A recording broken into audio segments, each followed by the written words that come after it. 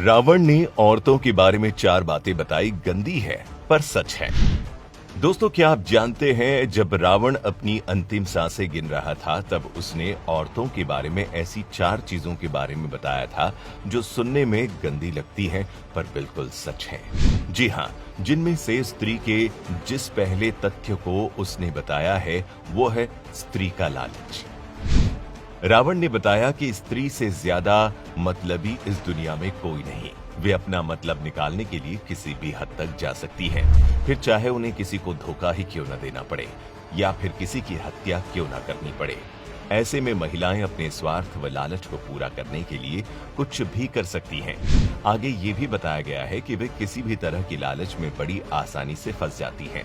दोस्तों, अब रावण के इस तथ्य में कितनी सच्चाई है ये तो आप अपने निजी अनुभवों पर समझ ही गए होंगे। दूसरी बात है जल्द ही अपनी बात से पलट जाना। रावण ने बताया था कि स्त्रियां बहुत जल्दी अपनी ही कही हुई बात से पलट जाती हैं।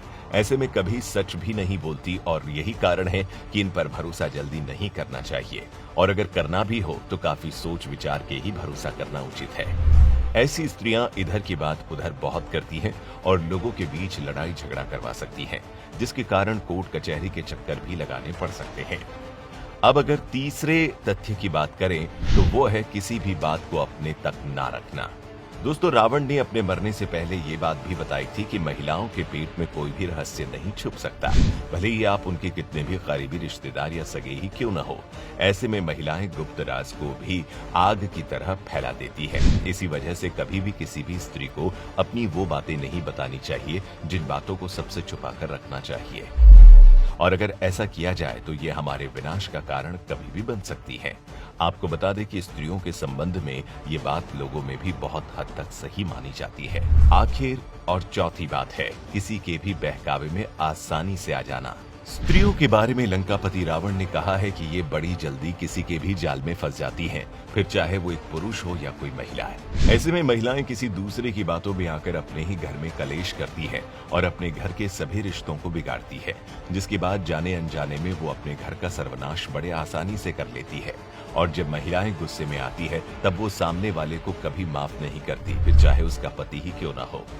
दोस्तों, इसके अलावा रामचरितमानस में भी रावण ने अपनी पत्नी मंदोदरी से एक संवाद में नारी के बारे में बताते हुए एक दोहा कहा है, नारी सुभाव सत्य सब कही, अवगुण 8 सदा उर्रही, साहस अनृत चपलता माया, भय विवेक असौच अदाया। अर्थात स्त्रियों के स्वभाव में 8 ऐसी बातें हैं जो अधिकतर स्त्रियों में समान रूप से होती हैं। वे 8 बातें कुछ इस तरह से हैं। पहली बात, स्त्रियां बहुत साहसी होती हैं, लेकिन उनका ये साहस बहुत जल्द दुस्साहस में बदल जाता है, जिसके चलते वो बहुत बार ऐसे काम कर जाती है जिससे बाद में उन्हें और उनके परिवार को पछताना पड़ता है।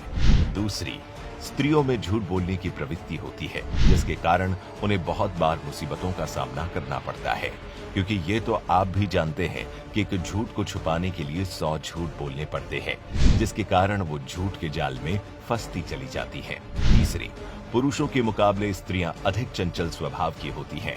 उनके विचारों में समय के साथ परिवर्तन होता रहता है। वो कभी एक विचार पर टिक नहीं पाती, इसीलिए वो बहुत बार सही निर्णय नहीं ले सकती।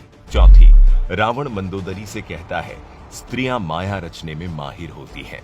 इस कला में पुरुष उन्हें कभी हरा नहीं सकते। वो अपनी मोह माया की दुनिया में पुरुष को बांधकर उनसे मन चाहे काम करवा सकती है। जैसे आज तूने राम की शक्ति से डरने का गुणगान करते हुए मुझे सीता को वापस करने के लिए मजबूर करना चाहा। पांचवी, स्त्रियों का बाहरी आवरण बहुत शक्तिशाली होता है, लेकिन भीतर से वो बहुत डरपोक होती हैं। इसीलिए बहुत बार वो अपने बनते काम भी बिगाड़ देती है। छठी, कुछ परिस्थितियों में स्त्रियां अपने आप को सिद्ध करने के लिए ऐसी मूर्खता वाले काम कर जाती हैं, जिससे भविष्य में उन्हें जीवन भर रोना पड़ता है। सातवीं, यदि स्त्रियां अत्याचारी हो जाए तो वो कभी भी कोमलता नहीं दिखाती। आठवीं, रावण के अनुसार स्त्रियों में 8वीं कमी होती है कि उनमें साफ सफाई का अभाव होता है। भले ही कुछ महिलाएं खुद को कपड़ों और गहनों से सजा लेती है, लेकिन वो दिल की साफ नहीं होती।